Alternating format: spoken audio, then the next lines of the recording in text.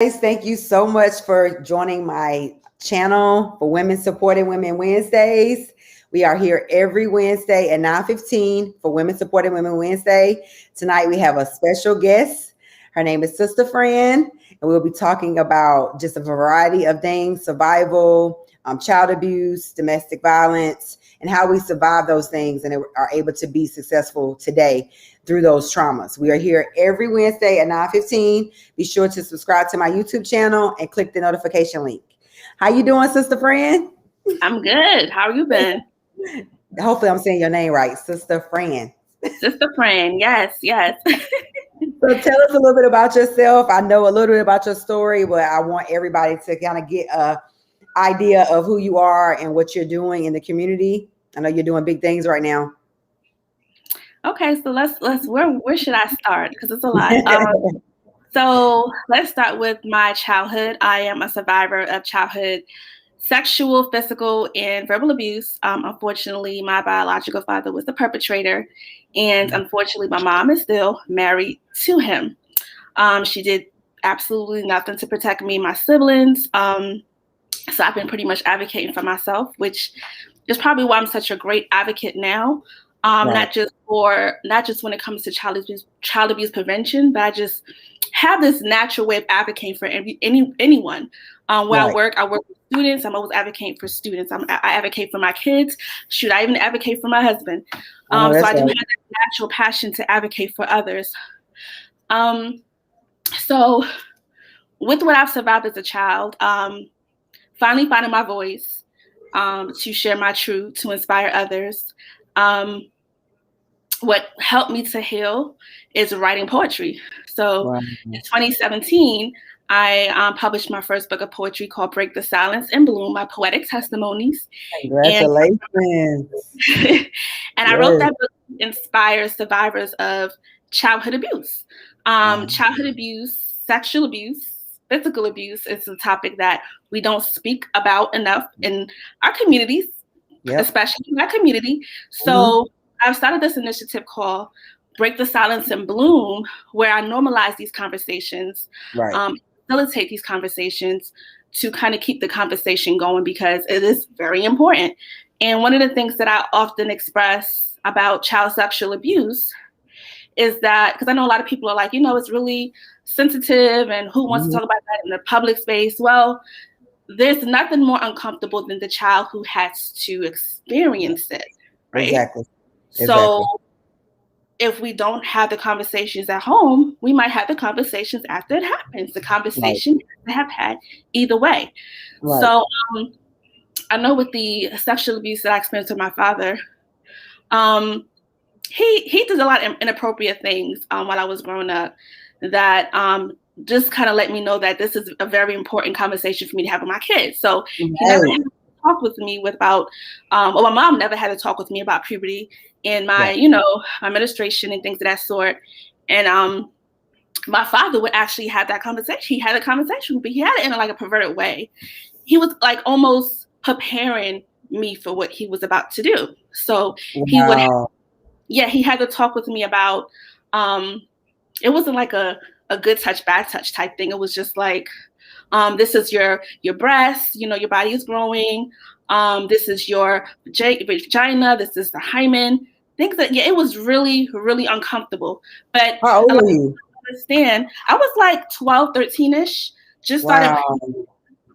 So a lot of people don't understand that is a part of the grooming process. So the grooming process is like when like a perpetrator, a sex offender, child molester, basically put a lot of thought into pretty much setting you up to sexually abuse you. They pay attention to who you hang with.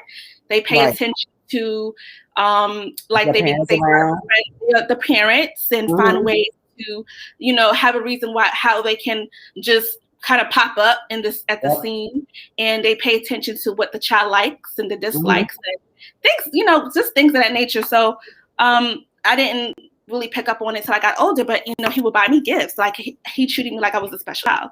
He gave me too much attention. And that's just one of the things I like to emphasize when I talk about, child sexual abuse, is that we must have these conversations. Like it's a lot behind my childhood.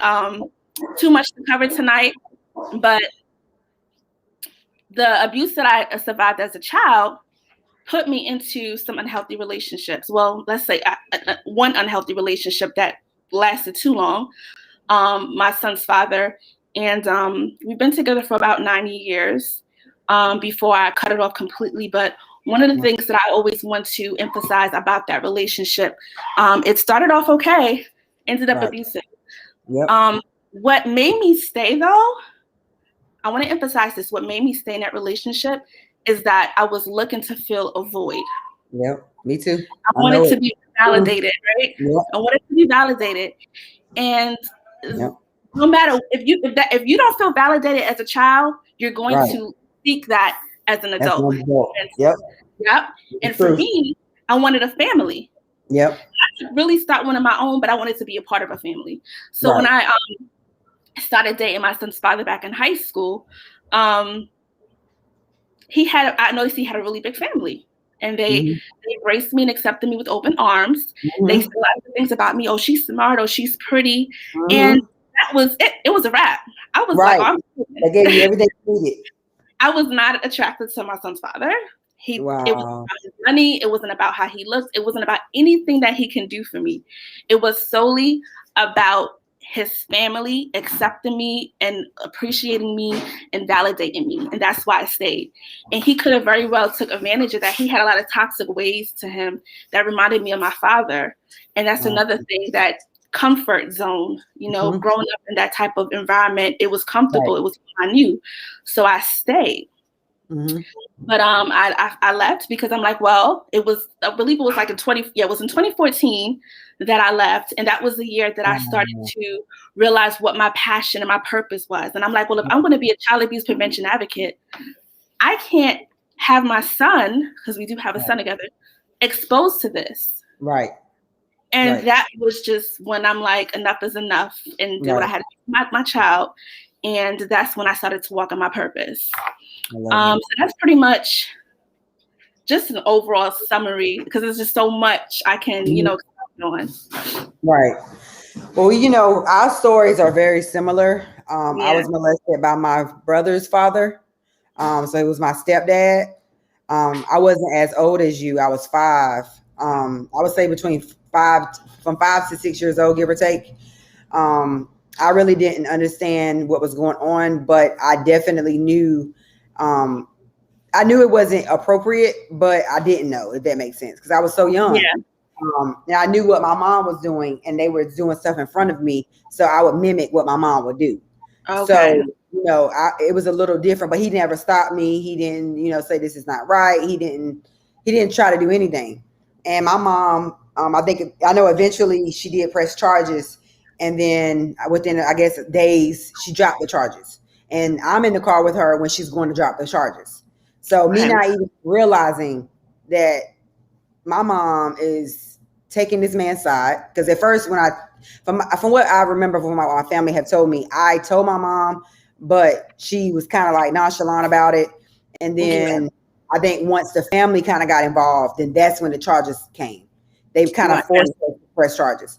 And then from that point, she ended up dropping the charges and going to get him and having me in the car to go get him. So, every man that I was around from that point moving forward, I was scared. I was on guard. I was, preparing for something to happen, thinking, is this person going to touch me? Is every man that I'm around, and they might have never showed no signs of those behaviors, but just the fact that it was a man in my eyes was like, okay, go ahead and do what you're going to do so I can get this over with. And that's so, thinking back now, that's just a terrible space to be in as a kid, so I can relate to you on that, in that space, but I can't imagine being older and having it happen. You know what I mean? And then being your biological father. And so I definitely felt abandoned. I definitely, dealt with, I tolerated too much in relationships because of that abandonment, because I didn't have my parents growing up. And because I was, shifted from house to house, and I never felt settled. I never felt, like this is my home. Exactly. Even though I was adopted, I didn't feel like I was at home. You know, I knew that was temporary. You know, I was constantly being moved.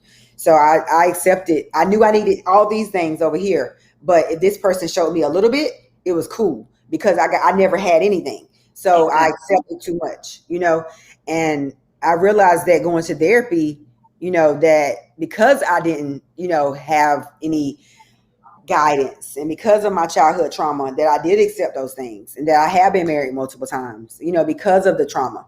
And so now, you know, doing the work, going to therapy, you know, teaching my children, having those conversations has helped me be a better mom, has helped me be a better, you know, mentor for people, and just really just trying to guide people when it comes to, you know, like you said, he was grooming you. And a lot of my friends, I have, you know, friends that have been molested by their family members or their father as well. And they say the same thing, that they were groomed.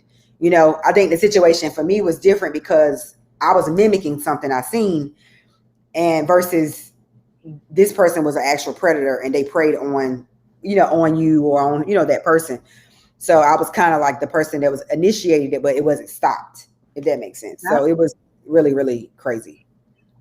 So I'm very proud of you and for you being an advocate and fighting through that. And then I ended up getting in a domestic violence relationship, and same thing, high school sweetheart, family loved me to death. I felt at home. If I didn't want to go home, I could go to his house. You know, I knew I had that support from them, and that meant a lot to me. And so him not having a high school diploma and him not, you know, going to college didn't matter to me. I was like, this is my about to be my husband. I'm marrying him.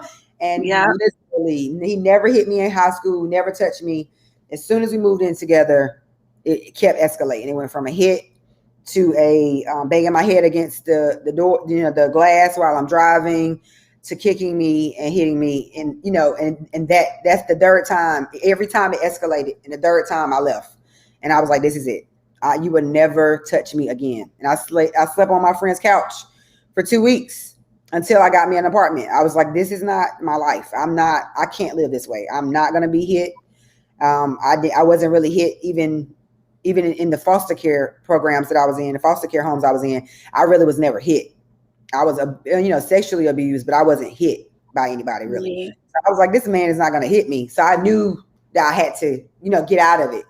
But we definitely allow a lot because of our childhood and because of what we've been through, you know, trauma. It's because we want to be validated. Like it's that's why we have to validate our kids. Right. You know, and one of the things I always, you know, preach on is that, well, at least for me, I want to be the parent that I always wanted. I want to be the mom I always wanted. Yep. And that's just how I parent. And I mean, my daughter, she's 4 now. She looks just like me. Like she is the split image of me. So in a way, I would say, I wonder if God did that on purpose, because it's like I'm looking at a reflection of my younger self, like my inner child.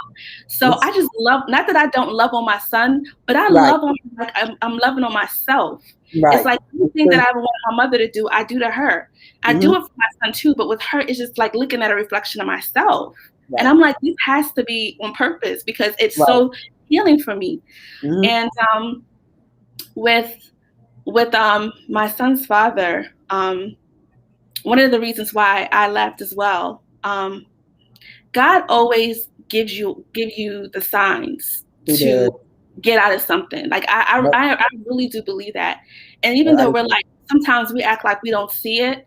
Right. I feel like if you don't take heed and pay attention to those red flags and signs, you're going to have a price to pay. And for me, I lost everything. I mean, everything that I owned because he couldn't just listen to simple instructions and just do right. And that changed me. It changed me forever. And, you know, I'm like, well, what am I going to lose next? What, my child? Right. You know, so when I look back and I'm like, I took a big L, but it was actually a win because losing, the thing about it is I was planning to marry this person in this situation. And everything, including the marriage certificate, were a part of that loss. I mean, the door was bolted shut. I'm like, if that ain't, every time I talk about it, it gives me goosebumps because God was like really he had my back. He looked out for me. He's like, this ain't for you, sis. This ain't for you. Exactly. I lost everything and even though, moving forward, I still had him around me. Wow. It was like, because it was so hard. I was comfortable. Right. It was, but I needed, Mm-hmm. And it just got to that point where it's just like, this is not going to get any better. Nope. Right. I know what my purpose is now. I discovered my calling. So now I need to like move accordingly, and do right. So, and a lot of survivors of abuse, they don't really get that kind of. I pray that they do. Right. But it's not always easy. I'm not judgmental towards anyone who stays in those relationships, because let me tell you, me leaving that relationship was one of the hardest things I've ever had to do in my life. I never thought that I would be here to even testify and say that. Like, I really got out of that relationship. Right. That was the only real relationship I really had. Right. Wow. Pretty much your whole adult, like you're from high school to all the way to an adult. Like you said, my high school sweetheart, Mm-hmm. But it wasn't for me. Like right now, to be quite honest, I'm going through a piece of, me and my husband just had to put in a peace and protective order against him. Like literally within the last 2 weeks. Yes. Are you serious? Yep. Because he's been threatening us, and I've always been avoiding him. Like I let him see his son, but I've been avoiding him, and I always try to be cordial when it comes to our son. Right. But like the reason why I try to stay on his good side is because I know his abusive history. I don't want to have to tolerate the issues. But every time it comes to our son, it's always combative. It's just, gets violent. He's threatening us and this, that, and the third. So this time I'm like, you know what? Moving forward, this is how we're going to have to deal with the situation, since you can't co-parent in a healthy way. And I never wanted to go through the courts, because it might just get ugly before it gets better. Right. And I've been seeing a therapist since October of last year. Yeah, let's go into that if you don't mind. Yes, let's do it. So, one of my girlfriends, she is a founder of this nonprofit that focuses on mental health, right? Okay. She started sharing this course that she created to become a Green Heart mental health advocate and coach. So I thought, that would be a good look for me, because one, I'm a child abuse prevention advocate, and there's a strong correlation between childhood abuse and mental health.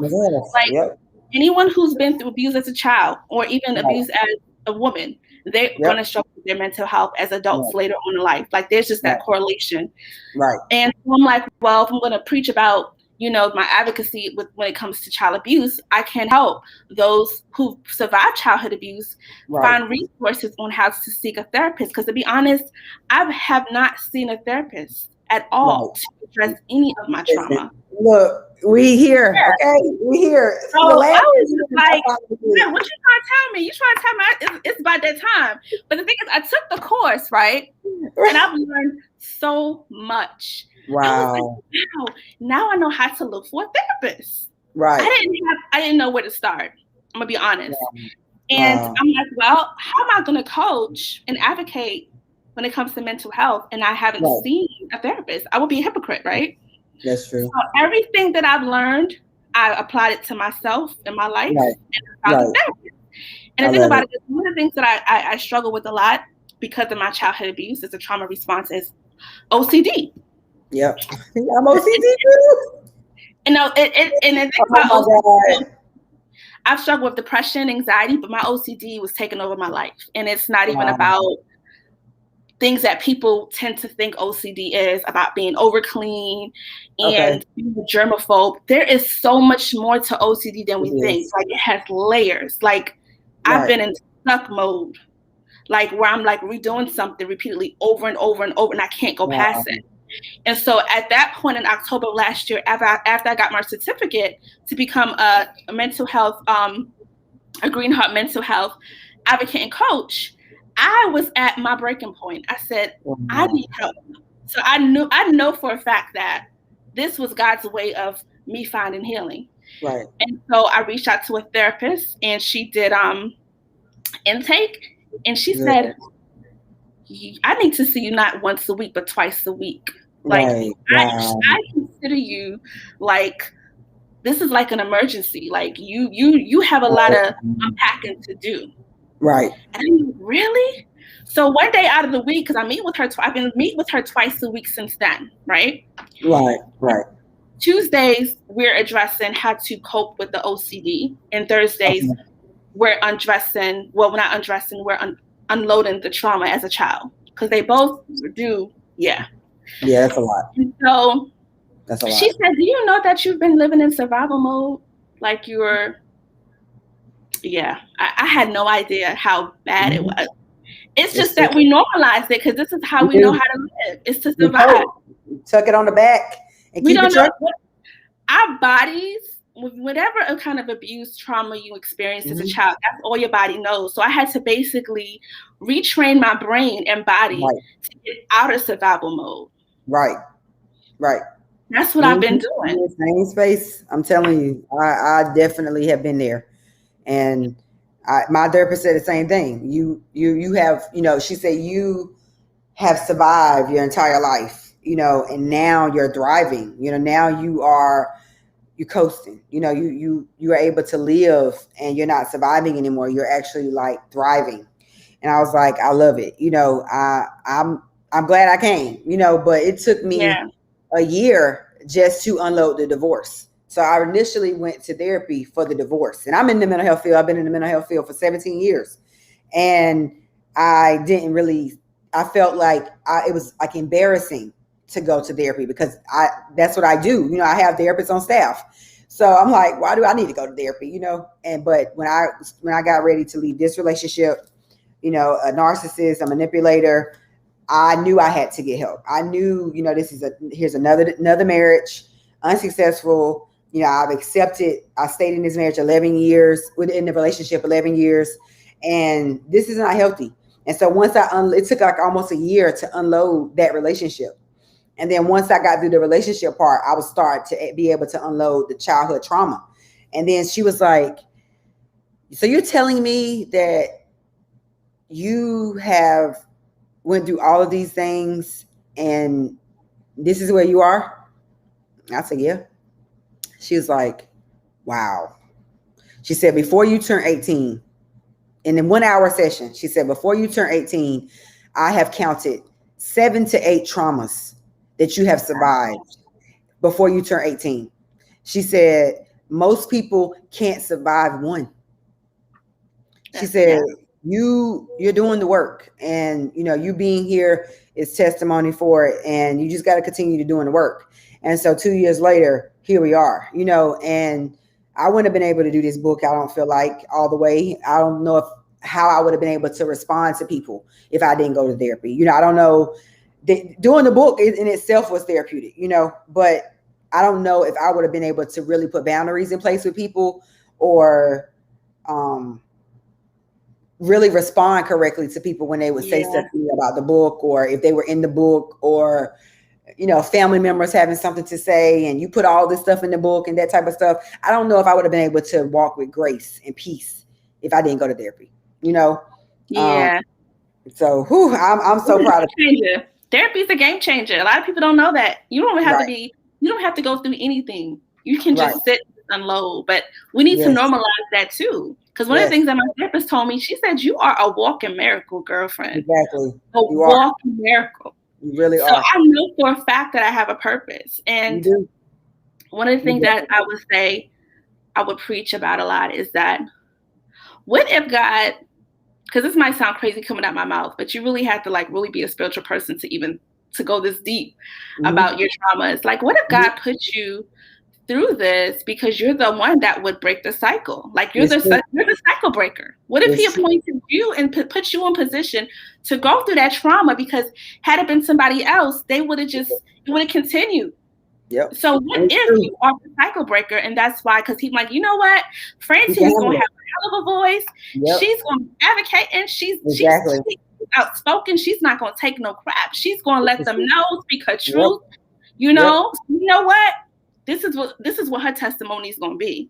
Exactly. And I truly believe that. I truly believe that. And he gives his hardest task to his strongest warriors. And he knew that you could take it. He knew no matter what happen that you would, at the end of the day, you were going to be able to speak and bring people to him. So I tell people that all the time, your gift and the pain that you go through, the things that you go through that we ask why, and, that really hurt us, that was built to hurt us, really makes us. And I mean, we are definitely walking testimonies, and your story alone, you definitely are, God is definitely going to use you in so many ways, and he already is using you in so many ways, but our stories aren't for us. They're for other people. Exactly. He wants us to be, the guy. Oh my, sorry, my dog. He wants us to be the guy. Onyx. He can't be barking on this live now. Sit. Come here. So he's definitely, that God. And I tell people that all the time, it's not about me. This is for someone else. Living through it, writing and typing it and just, really putting this stuff on paper. It really, Onyx, it really was, oh my goodness. You're good. I'm so sorry. It really was definitely therapeutic for me, really getting it on paper and really just telling, the world, like, this happened to me and it's not okay. These things are the reason why I made some of the poor decisions I made in relationships, because I didn't have that guidance. So I commend you. I'm so proud of you. What are you doing for self-help? I'm sorry, for self-care. The dog got me all. I'm definitely seeing a therapist twice a week, which is, a game changer. Yes. And she makes sure that I'm doing self-care. I try to walk at least for 30 minutes a day. That's kind of like not going to happen, but I try my best. Eat prayer, journal, just write and kind of unload. Yes. I'm working on several projects. The projects that I work on, anything that pertains to my advocacy work, is really therapeutic for me. So I try to make time for a little bit of that every day, no matter how small it is. Even if it's during work hours when I have downtime, I'm like, what's going to make me happy today? Right. This is my purpose. I mean, and 9 to 5, your purpose is two different things. So it's this is what's going to really warm my heart. Right. I just graduated with my bachelor's this past January. Congratulations. That and it's a 12-year journey. Yeah, it's okay. Don't matter how long it takes. Doesn't matter. 12 years to graduate, and that's my journey. It has. I wasn't a traditional student. It doesn't matter how long it took me. What matters is that I finished. Exactly. So, congratulations, sis. Thank you. So I'm looking at some graduate programs for social work to start in the fall. So I'm in the process of that now. Good.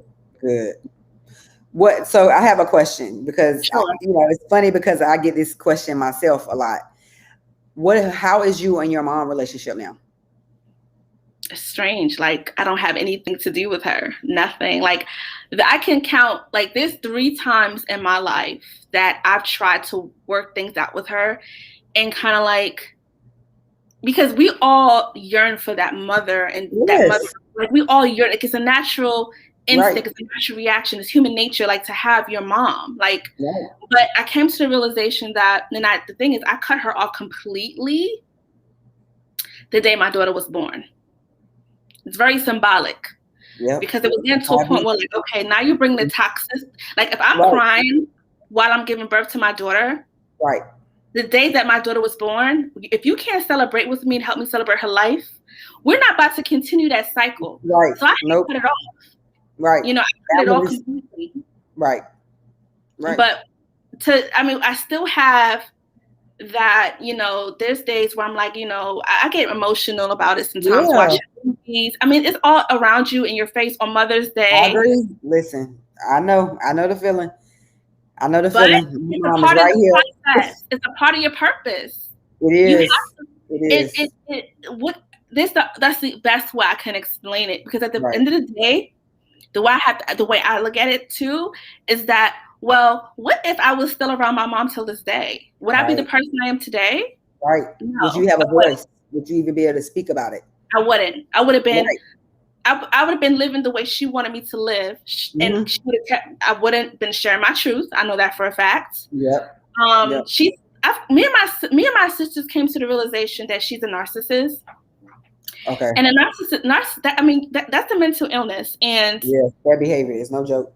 it's this, you can't change a person who's a narcissist. They're just going to be in their ways. They lack empathy, they lack love, they lack a mother who's never a nurturer.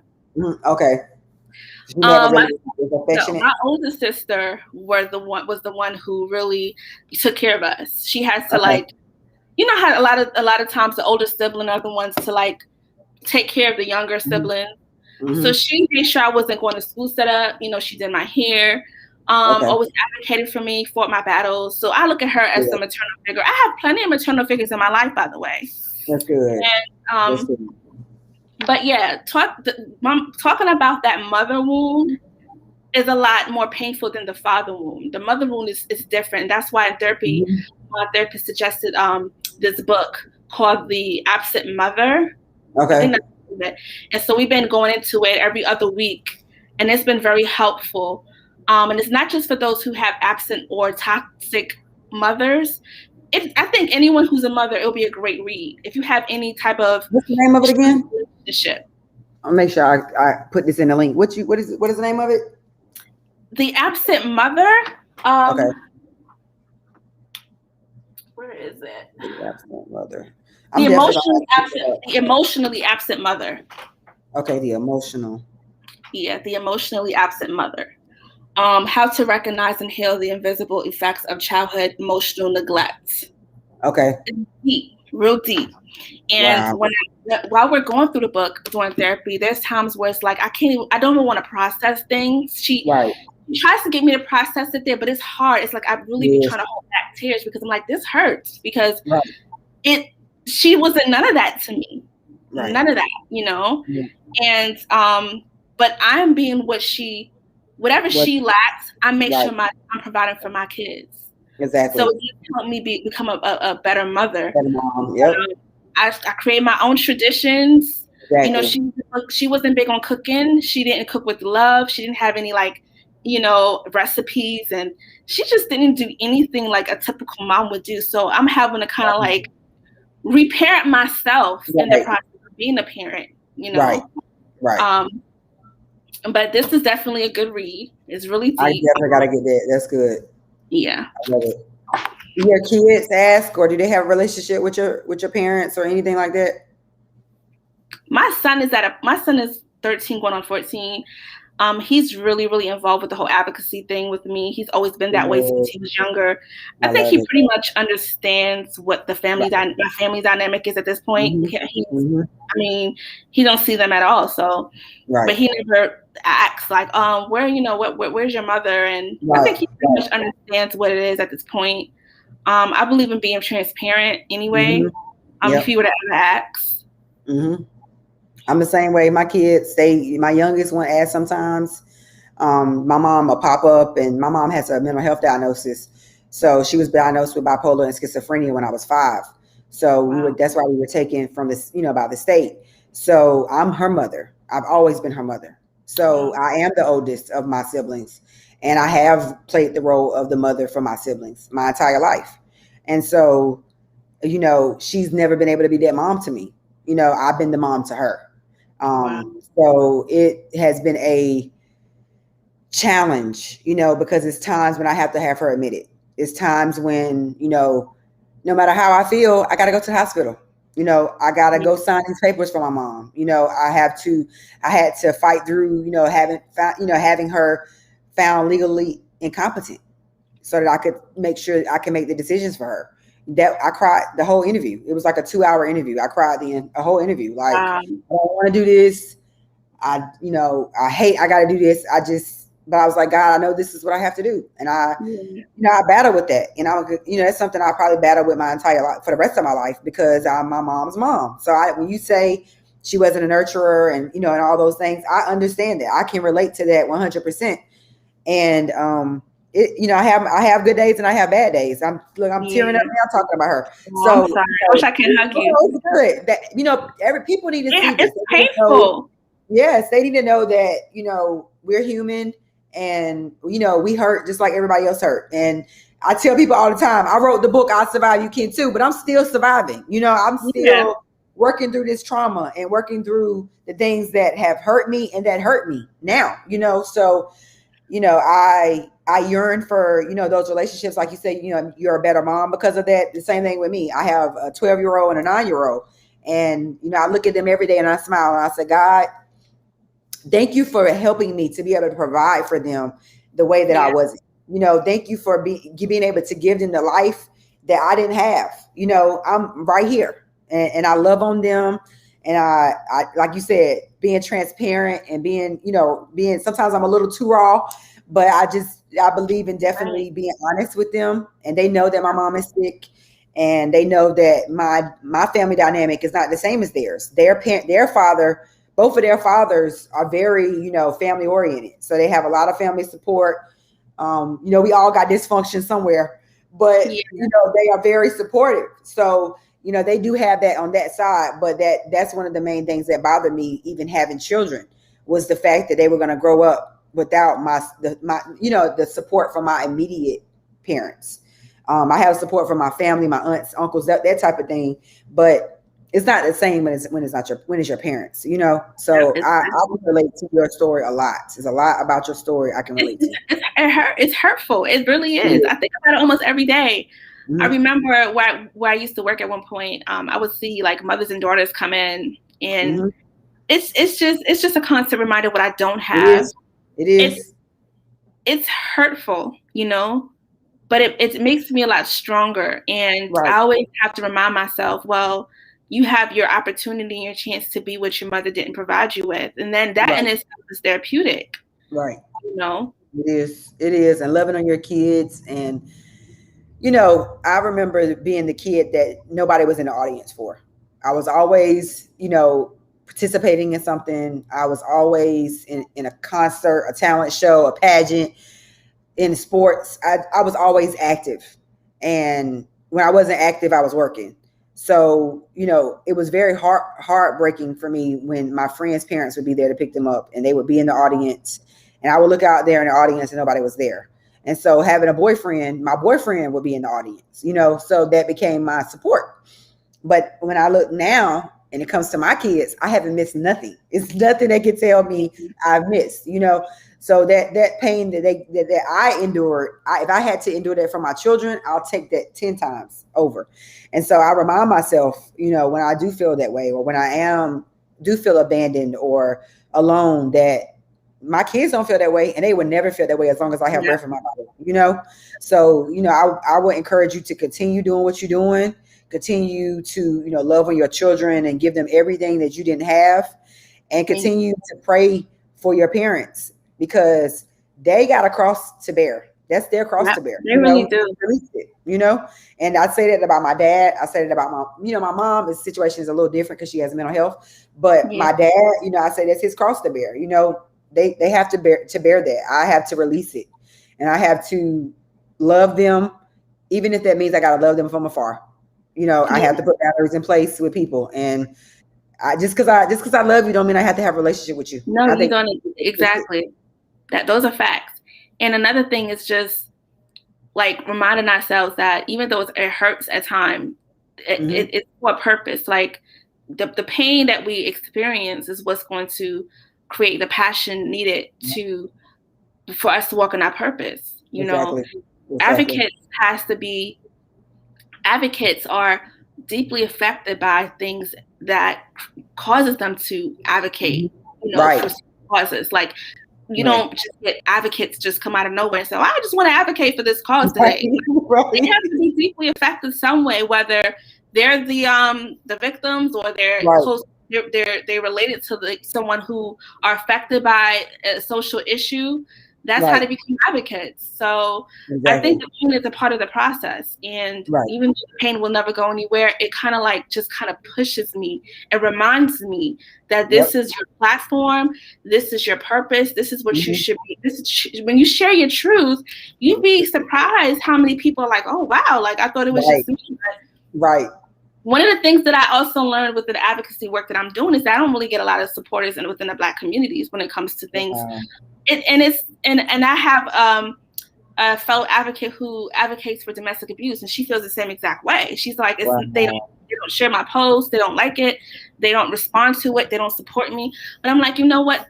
That's not. At least they're watching you. Trust and believe they're watching. Oh yeah, they are. They are.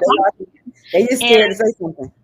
And that don't let that validate your purpose. Right. I don't care if I don't get a single like or follower. Exactly. I'm still gonna. It's hard. Exactly. It's like, what do I need to do? How can I make my advocacy dope? Right. Like, you gotta understand it's not what they want to hear. Right. But it's gonna be on God timing. You post the most inspirational thing, the deepest thing, and not get a like. But once you post something toxic, exactly, then you're gonna get some. And that's another thing we need to change. Once you figure out what your purpose is in life, even on social media, if these people don't have nothing in common with you and they're not supportive, then have them unfollow you or block them, delete them. Get you some friends and get you a tribe who supports your vision and your purpose. Exactly. That's what I've been doing. It's true. I've been putting boundaries in place left and right. When I tell you, I've been at some low places in my life. I have been on so many. I feel like I've been on a life roller coaster. Okay, and I know you can relate to that. But I have definitely had to put boundaries in place with friends, family. People that I was real close with, people that I wasn't, and that's life. And you have some that support you when you're at your lowest, and you have some that don't. When you're at your lowest, you really see who's there for you. Who got your back, who checking on you. Because us are always the ones doing for everybody else. We're the least checking on everyone. Empathetic, the empaths. Yes. But let me tell you, I told you I was going through some things within the last 2 weeks with my son's father. Right. It really took an emotional toll on both me and my husband. Like, I know it really did. But there were two followers that I have on Instagram who are also like advocates, and they reached out to me. Wow. And they were like, "Sis, I noticed you've been kind of quiet. See? I guess I haven't been posting as much." Mm-hmm. And I told them this means the world to me. Like, I have close family who are aware of the situation who haven't reached out. And they probably have their own stuff they're dealing with. I'm not gonna use it against them. But for people don't even know how to reach out sometimes, Yeah. They don't know what to say. They like, what do I say? These are my followers. And I'm like, y'all part of my tribe now. Yep. Because you didn't have an idea or the slightest inclination of what I was going through. But that lets me know that you're paying attention. It's exactly. And it warmed my heart. I'm like, that's wow. Good. That's good. Those are the type of people who keep me a tribe. Exactly. And that goes to show you, even if it helps one person, your purpose is worth it. You know what I'm saying? Exactly. You can stop one person from being touched, from being abused, from being, hit, then it's worth it. Being the advocate is worth it. And it shows that somebody is listening and watching you that need that. You know what I'm saying? And that's what I had to remember too. Like a month ago, I had reposted an interview that I had did a couple weeks, maybe like a month before that.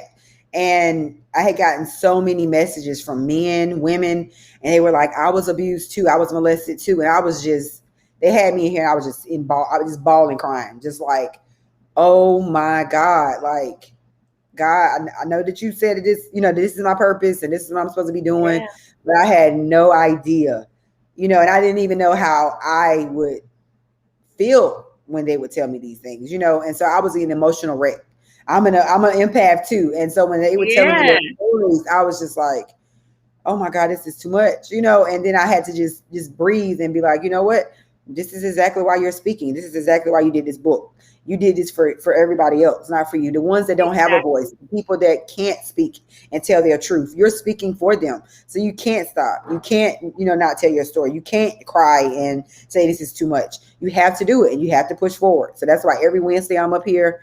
That's why I'm constantly posting and just, really trying to really get the word out there, because it's not about me. It's for somebody else. The things that I've endured and the pain that we both have went through as being moms, being, women, we have been through those things for other women and other men and other kids that can't speak, that's being abused right now. Maybe they can see this video and say, you know what, I need to tell somebody. So especially during the pandemic. Because they're not in school, and the teachers were like the mandated reporters who the teachers, they report the largest cases of child abuse and neglect. So if the schools are closed, I mean, can you only imagine? So that's why I'm like always preaching, like if you see something, say something. Like don't turn a blind eye to that. You don't have to give any names. They don't have to know who you are. Right. Just make the call. The situation. People be terrified of retaliation, but like that's one of the main things, especially being in the mental health field. Last year, you know, we were getting a lot of, you know, messages when it came to domestic violence and people being, you know, being abused and not being able to speak because they were in the home with the abuser. And so a lot of, you know, women that had that break when their husband left didn't have that break no more. A lot of kids that had that break from their father when they went to work or whatever, they didn't have that break no more. Now they're at home with that abuser being abused all day and can't say nothing.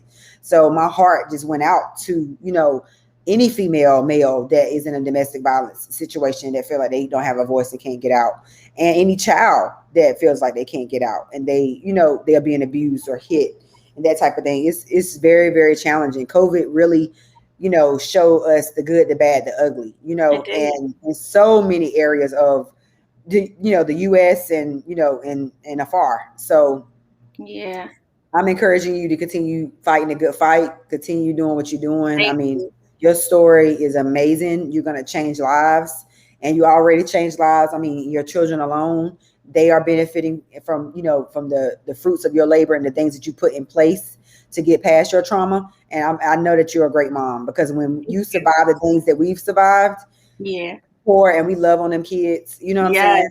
And it's different. Everything is it's just different. And I commend you for all the work you're doing in the community. Thanks for your platform. One of the things, the hardest things for us to do sometimes, and we still do it, is kind of like being vulnerable with the public. It's like we're like literally undressing, like we're taking no clothes, like the layers, and standing in front of the public. That's what it feels like. It's true. That's what it feels like. Because when I published the book, it was so unsettling for a minute. I'm like, oh my goodness, like my truth is out there. And what's especially like, oh my God, doing the book, it was like, I'm really gonna put this in here. Oh my God, I'm really gonna tell people this. And the response, I mean, within 2 weeks, you know, I put my book out December 2020. We're 6 months in. And when I tell you, I have been on ABC, I have been on Fox, I have been on NBC. Wow. I mean, God is so good. And so when you're talking about the fear and being in a relationship with someone telling you you're going to embarrass yourself if you put this book out, and you're, you know, this, you know, that's an embarrassment, and just, you know, really discouraging me to do this. And then within 2 weeks, you know, just selling out in all the books that I ordered. I mean, God is so good. So don't let nobody tell you that this is not your purpose. Don't let nobody stop you. I don't care what's going on with your ex and what he's trying to do. No devil in hell can stop what God got for you. Exactly. No devil in hell. So he can do whatever he want to do, but you built for it. He put everything inside of you that you need to be here. I've been avoiding it, but I'm glad I'm in a place now where I have, like, even with my husband, I have support system to help fight it. I'm not doing it alone. But I have avoiding this conflict. But avoiding conflict is not the answer. That's one of the biggest lessons I've learned. So I'm working through that piece by piece, because I was shut down and just not talk to you no more. I'm like, I ain't gotta talk to you no more. I ain't gotta tell you why I'm upset. So I'm working. That's something I'm working through. Yes. So I appreciate you for being on here today. How can people follow you on social media? On Instagram, at Fran Speaks Up. Okay. And also have a Break the Silence and Bloom Instagram page. It's BTS and Bloom on IG. And on Facebook, I have a page as well, Break the Silence and Bloom. Okay. And on my website, breakthesilenceandbloom.com, you can find my poetry book on there, or you can just go directly to Amazon and purchase it there as well. It's called Break the Silence and Bloom, My Poetic Testimonies. I love it. I love it. I'm so proud of you. I'm so happy for what you're doing in the community. You're going to do great things. I would love to have you back as you continue to do more advocacy. We do.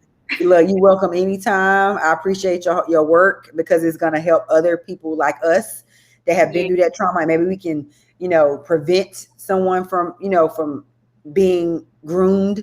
Maybe they'll hear this, watch this YouTube channel and realize that they're being groomed and they can tell somebody.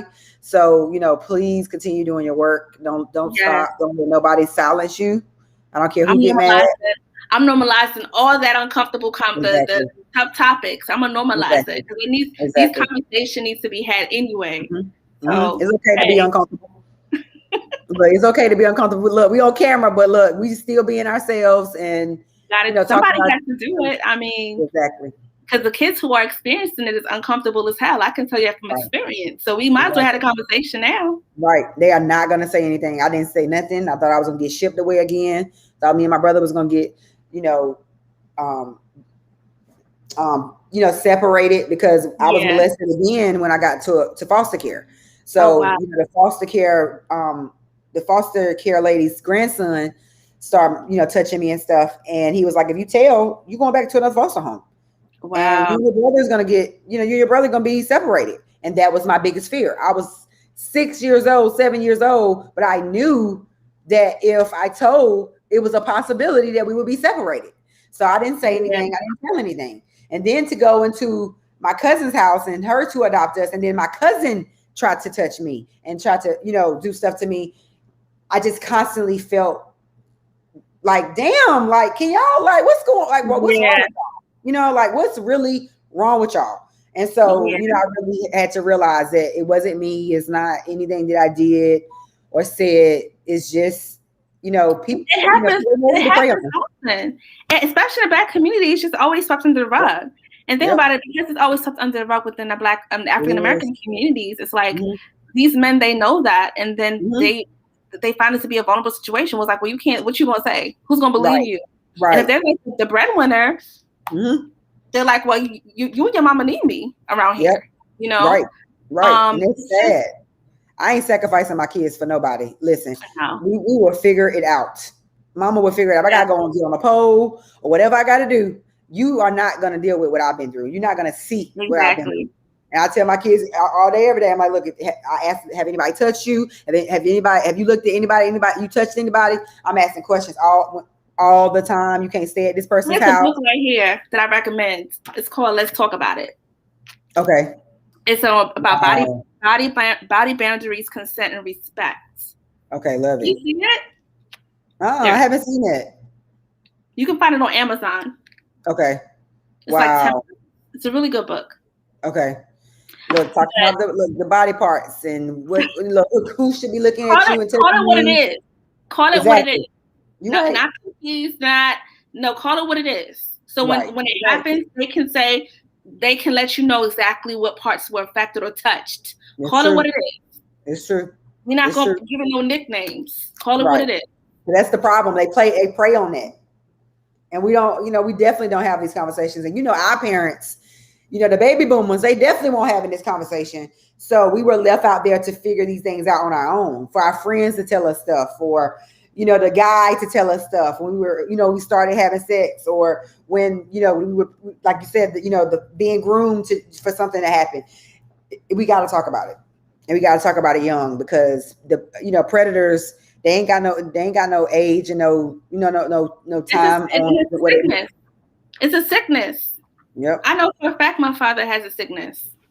I mean, I wasn't the first or the last that he offended. So I know it's a sickness. It's just that my mother, I blame her solely because he's done it before, and you still allow him back in your life and around your children. And you work night shifts. You work night shifts and weekends. So you were a part of the grooming process. You knew this.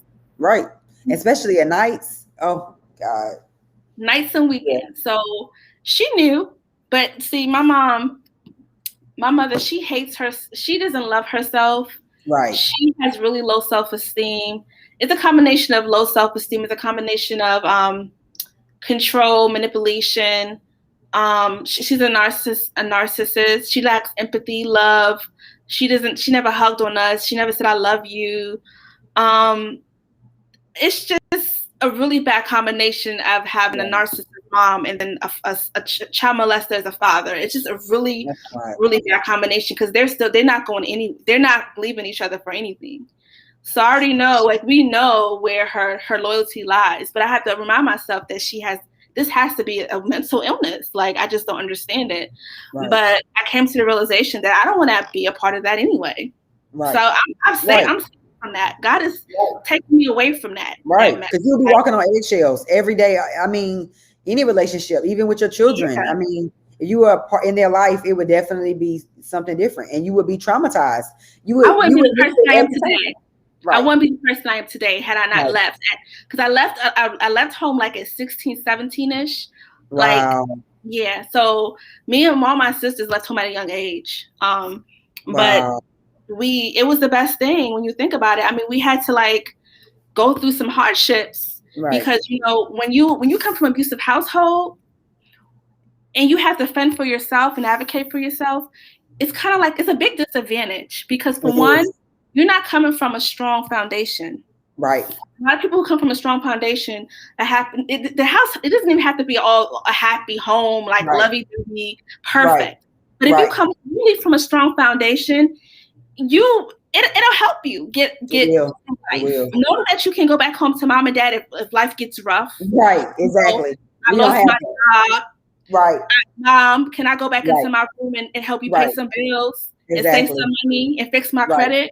Exactly. I didn't have those options. Girl, I had to keep it moving. Right. Okay? I had to figure it out. $50 in my account, but I'm gonna figure it out. Put my big girl panties on and make it happen. Yep. And I just thank God I was in a situation where I had to do some things like what other women may have to go through to make those things happen. Exactly. You know, I had good resources. I took advantage of that. You know, I had good jobs. You know, I was in school. That was how that school was really healing for me. Yep. It really was, because when you think about it, as a child, school has always been my sanctuary. It was a safe space for me. So when I experienced abuse as an adult, I was in school. It was my sanctuary just to get away. Right, just to get away. You know what I'm saying? I'll do my activities and work to get away. And once I turned 18 and graduated from high school, I said, I'm out of here. I'm gone. And I chucked them the deuces. I said, I ain't never coming back to this damn house. And I meant that, you know, and I meant that with everything in me. And so I just continued to just bust my butt, work 2-3 jobs, stack money, work 2-3 jobs, stack money. And eventually, you know, here I am. But I just one foot in front of the other, you eventually get to the other side. I think so many people, they stop in the middle or they stop in the beginning, but they don't realize that when you get to the other space, you're happier. You're in a better space. You're mentally, emotionally, physically, spiritually, you're in a better space. And so, you know, I pray that you continue to speak your truth and you continue to help, you know, boys and girls that look like us. And I'm just beyond proud of your story and who you are and what you've overcome, because, you know, we always think our story is a lot until you hear somebody else's.